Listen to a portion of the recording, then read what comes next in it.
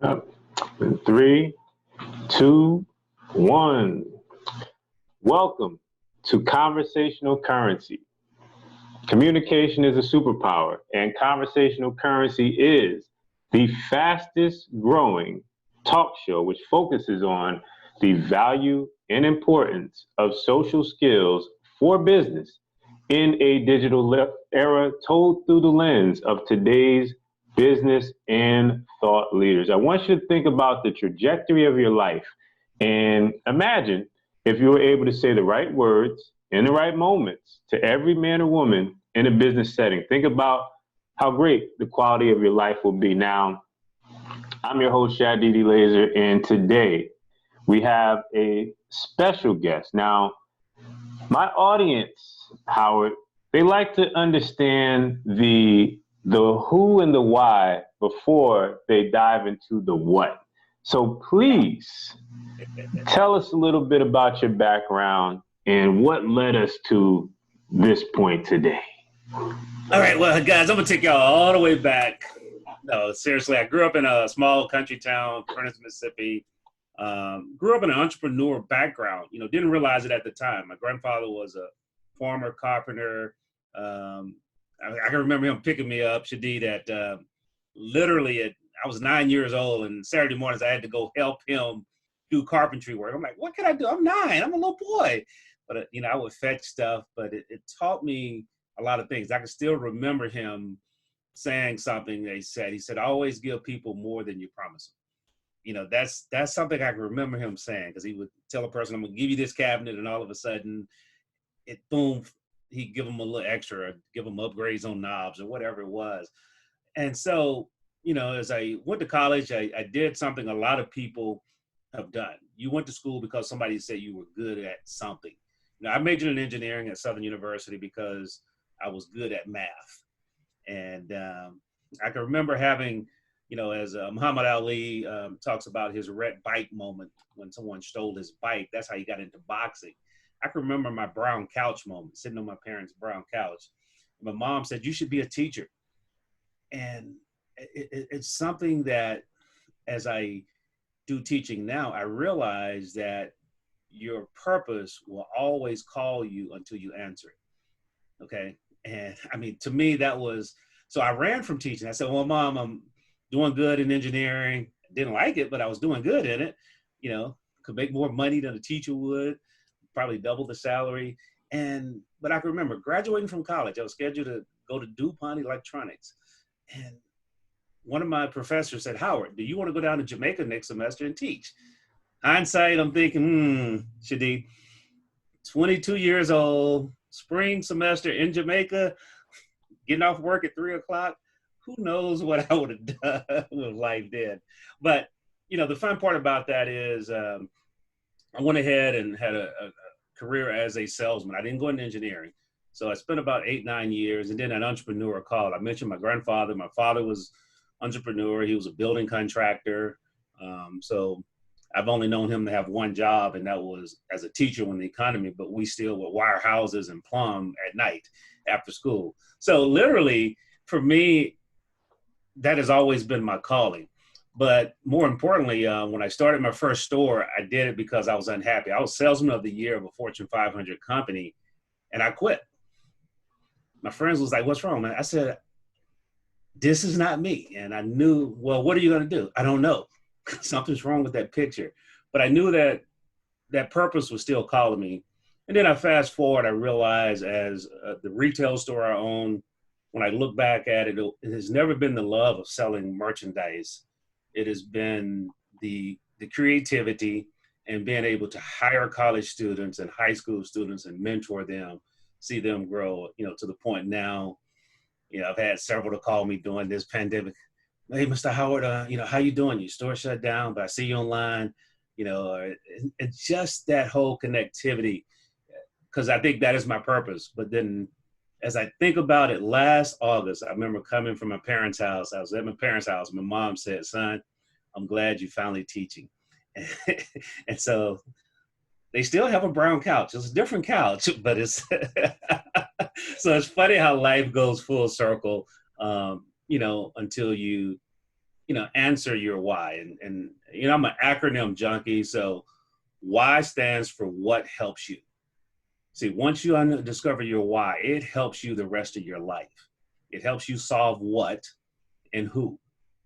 See, why puts who's in your life. I mean, we're here because of a why. This conversation is strictly because of a why I chose to follow. And, as I mentioned, I still have a retail store, a physical brick and mortar store that I've had for over 20 years. And so when I look at that, I knew things were going to shift. And so I started seeking, and as I say, doing this whole component, there were 5 things that happened. Pause, I prayed, and then I realized I had to make a pivot or shift, and then put a plan in place, and now I must pursue those things.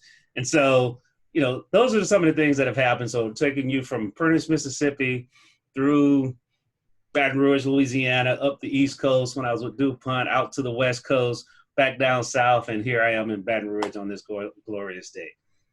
Now, you shared a ton of great insight. First of all, when it comes to entrepreneurship, I often believe that it's something that is wired within us. And if we look back in the timeline of our lives, oftentimes it's different examples that we don't often recall that help us to develop that wiring, in that you can't think outside of being a business owner or a problem solver once that is exposed to you. And you also mentioned the pause, pray, pivot. Now, what I'd like you to share with the audience, Howard, is what is the importance of slowing things down when there's a great shift or a great change? Take us through your thought process when it's time to pause, and as you head down, let's say, the shift. So, as you're listening to, listeners to hear on Conversations Currency, the thing that I do know is that you've overcome every tough situation in your life. You've overcome every pandemic. But now when you look at it, I always like to say is, when I'm faced with a situation, I have to force myself to respond versus react. Because oftentimes reactions are volatile and have a negative consequence because they don't require any thought. Even in common, when the doctor walks in and says, well, there was a reaction to the medicine, you're thinking of the worst. But Mrs. Johnson, he responded well. You're like, okay, oh yeah, they came out well. So one of the things I challenge my clients, and I have to challenge myself and my wife, so that she listens to this, and my son, is, hey, when something hits, don't panic. Just pause for a moment. Pull back and look at the situation. And it really hit me once. I walked in the store and about 5 people came at me at one time with questions. And I just smiled and just looked at all of them. And one of the ladies said, nothing seems to rattle you. But it was that pausing. And then they all seemed like they dispersed without even me giving them an answer and started doing what they should have done anyway. But when you look at a tough situation like you're in right now, and I don't know, your specific situation, but I do know if you really pause and look at it and begin to look at it from a asset standpoint. See, that's the thing.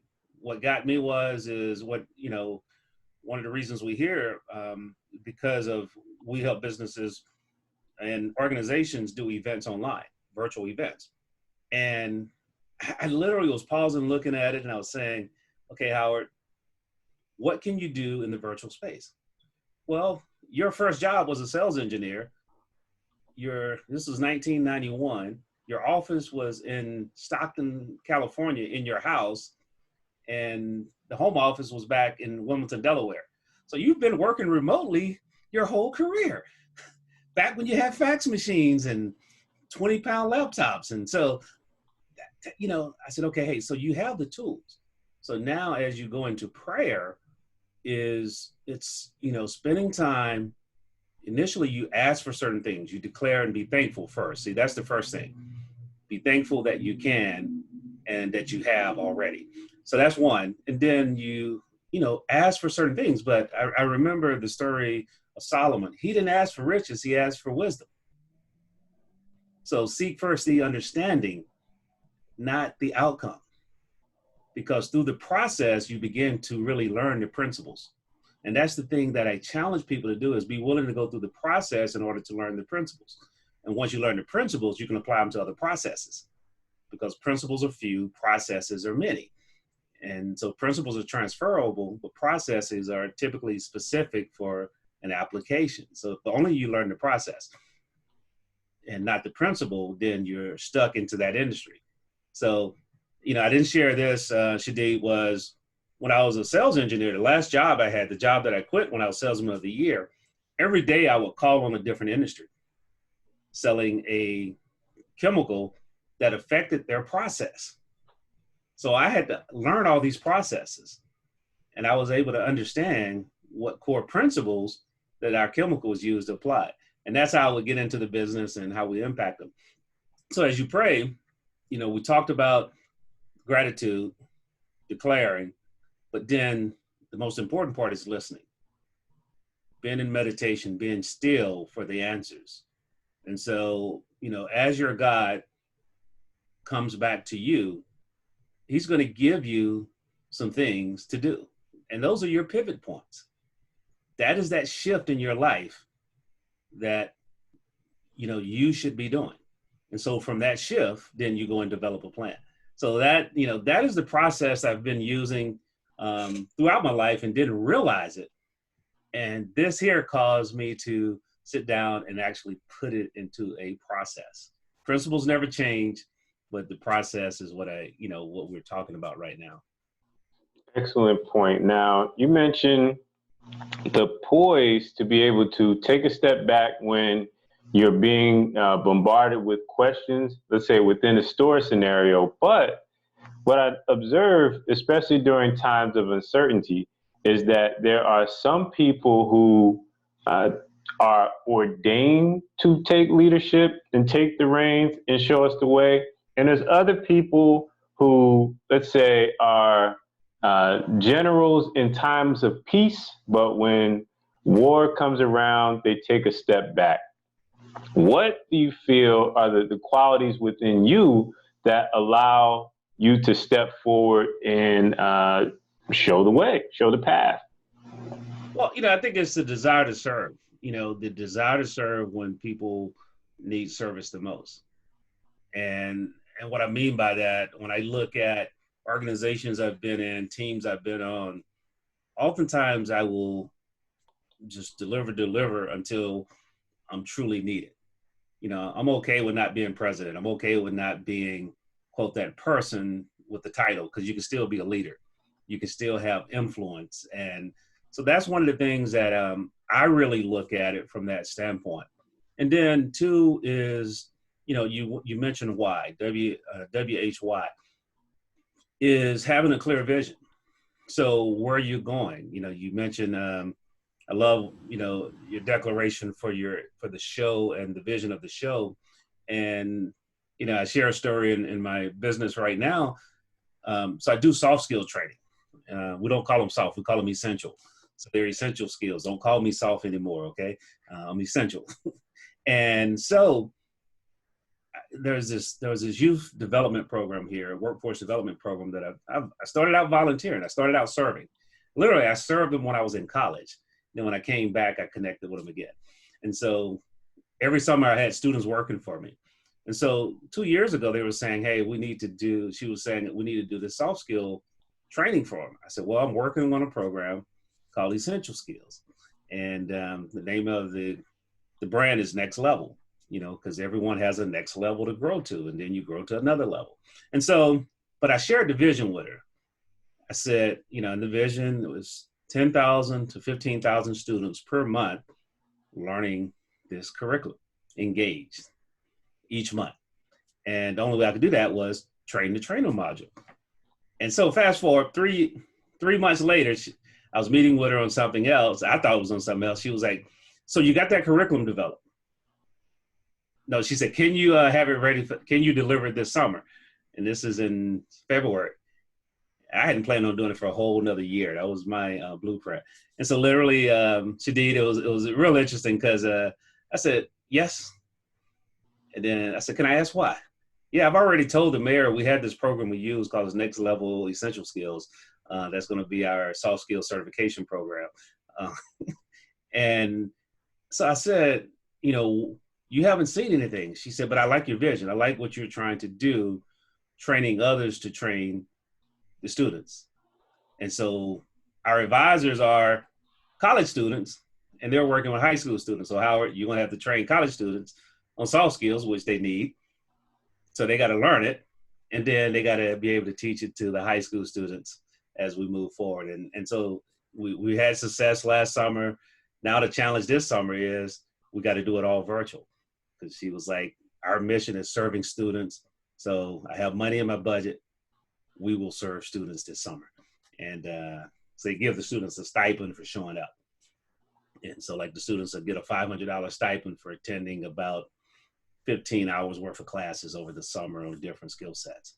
And so, so that to me is an example, because, first you have to serve.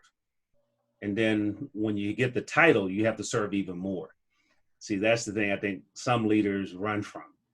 As you get the title, that's when the degree of service is expected even more from you and is needed from you for your organization.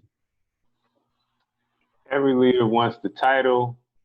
Many leaders run from the work that comes after the celebration party. That is definitely a fact. Now, when we look into the latest solution that you're bringing to the table that you were called to do, take us into why the Pivot Conference. What were some of the thoughts that you were having around this time that led to this idea that we're going into?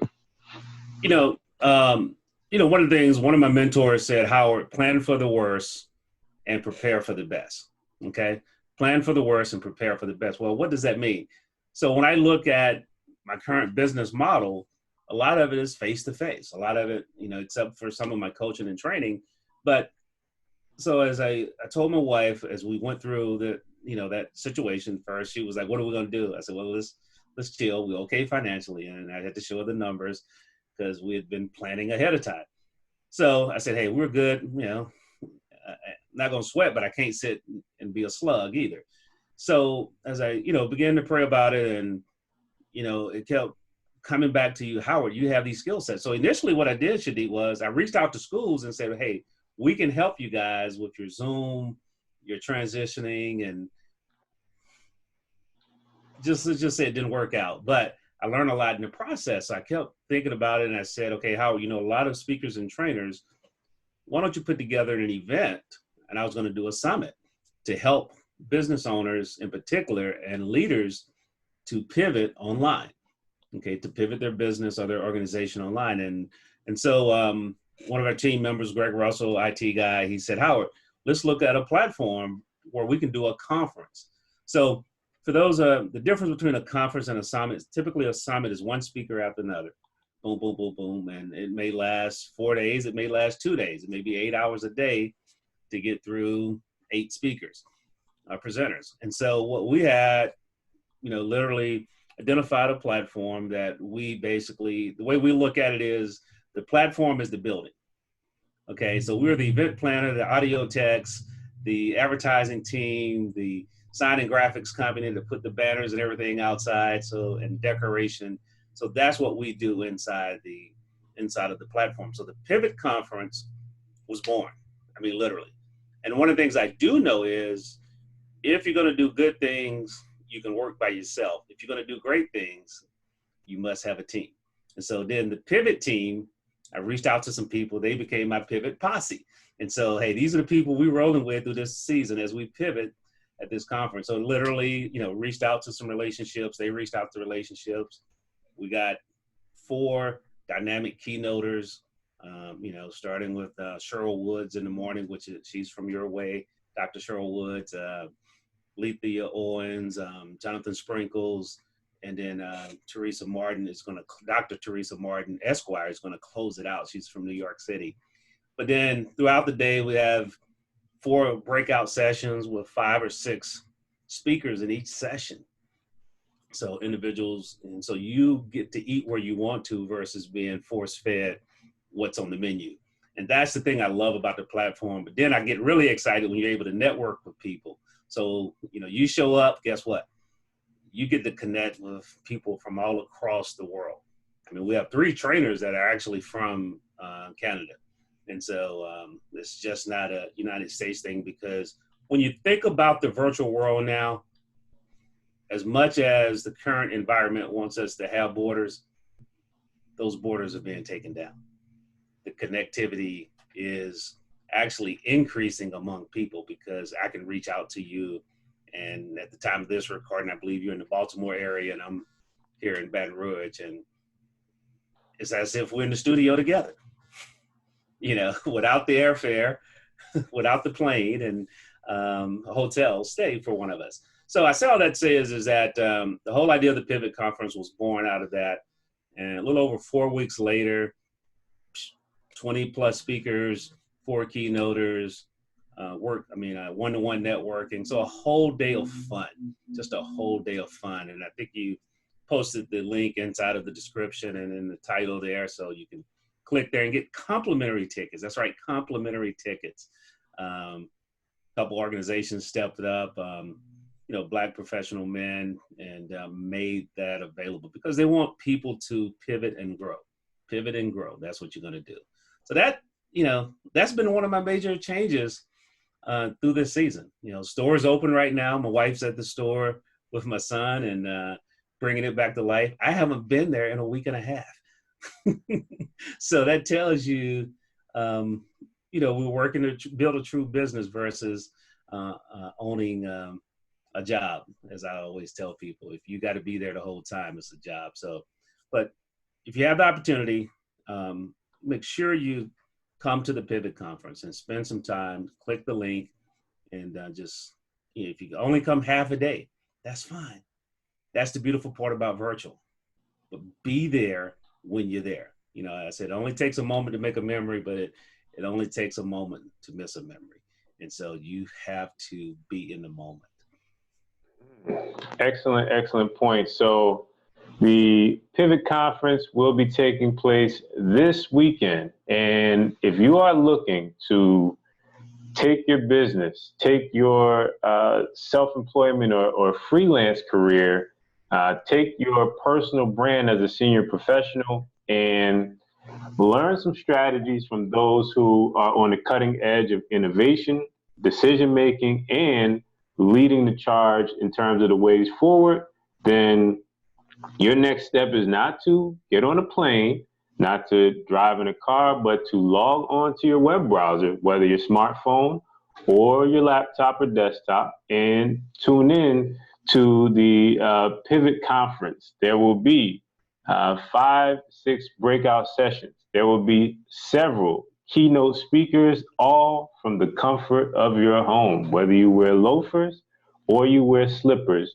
there will be an audience for you to network with through the innovative technology that Howard has mentioned.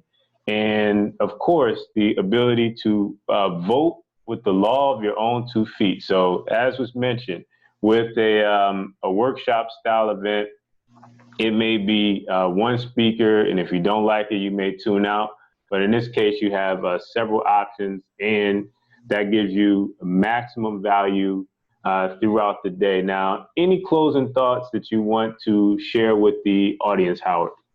Yeah, I'll say 2 things. One is, you mentioned you can just check out and, or you can go hang out at the coffee shop. We actually have a virtual coffee shop set up where you can go sit down with 15, 20 other people and just have a roundtable conversation if you want to. I mean, it's that awesome. But no, as we close out, I love what you said, and you said something about the right word at the right moment leads to a better life. And I think if we really take that into focus, I play back some of the things that happened today for me, and some of them for me was the wrong words.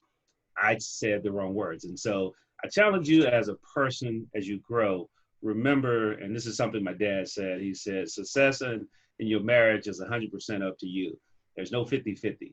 He said it's 100% up to you. And, it took me a moment to digest that, but throughout life, your success is 100% up to you. Yes, situations will happen. Pandemics will happen.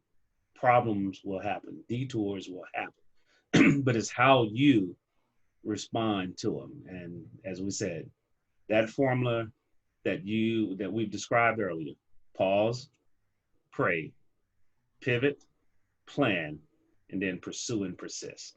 So once you have the plan, you got to pursue it and persist it. And then guess what?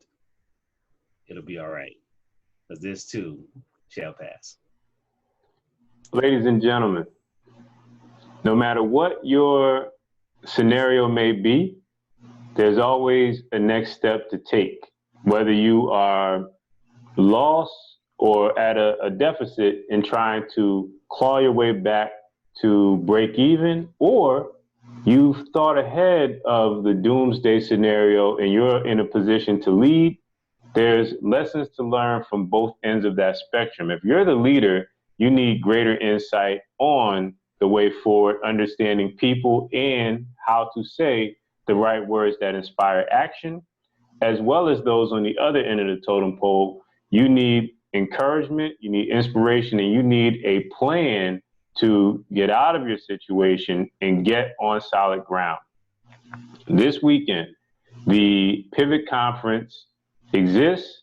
In the description, you have the ability to access complimentary tickets, and you should take advantage of that so that you can plan a way forward and make your way through this for your career, for your freelance, or your business or brand.